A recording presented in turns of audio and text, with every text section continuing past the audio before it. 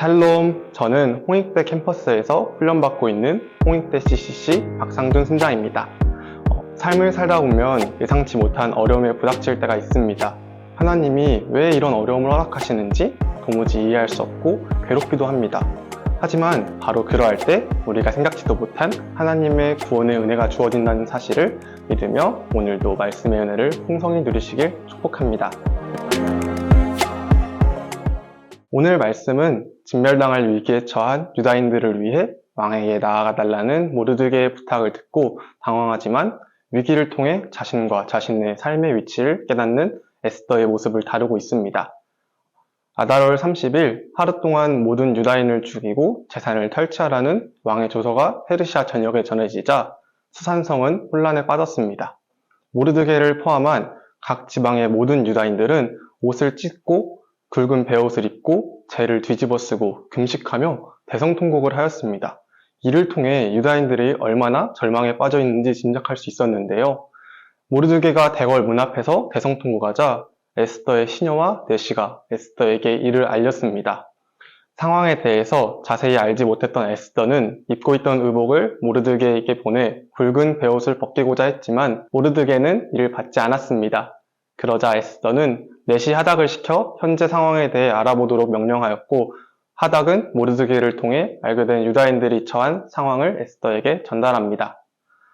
하닥을 통해 모든 사실을 전해들은 에스더는 당황합니다. 모든 유다인이 진멸된 위기에 처한 것도 충격적이었지만 모르드게의 부탁이 더 난처했기 때문인데요.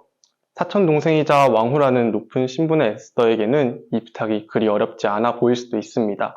하지만 페르시아에서는 성별과 신분을 막론하고 왕의 부름을 받지 않은 자가 안뜰에 들어가 왕에게 나아갔을 때 왕이 금규를 내밀지 않는다면 누구든지 죽임을 당했습니다. 즉 왕에게 나아가라는 부탁은 민족을 위해 목숨을 걸라는 것이었기에 에스더는 망설였던 것입니다.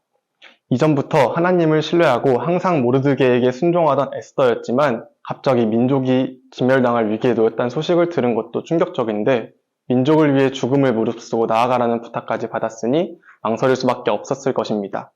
하지만 이 난처한 부탁은 곧 에스더가 자신이 누구인지, 자신이 어떤 위치에 있는지 깨닫게 합니다. 왕에게 나아갈 수 있는 위치에 있고 이 위기를 해결할 수 있는 가장 적합한 인물이 바로 자신이었기 때문입니다. 우리는 세상을 살아가면서 수없이 많은 위기를 맞고 낙담합니다. 그러나 위기는 우리에게 성장하는 계기를 주기도 합니다. 저도 에스더처럼 위기가 닥쳤을 때 망설이곤 했는데요. 당시엔 너무 괴로워 담대하게 기도로 나아가지 못했고 불평과 불만으로 시간을 보냈습니다. 하지만 지나고 나서 보니 그 시간이 오히려 제게는 경험이 되고 성장하는 시간이 되었습니다. 에스더는 이전에도 하나님을 신뢰하였습니다. 그래서 하나님께서 합력하여 선을 이루시는 분임을 알고 있었지만 그럼에도 에스더는 쉽게 움직이지 못했습니다. 에스더는 관념적인 믿음은 있었으나 믿음을 행동으로 옮기는 실제적인 믿음의 단계까지 나아가지 못했던 것입니다. 그러나 이번 위기를 통해 자신을 되돌아보고 믿음의 단계가 성장하는 계기가 되었습니다.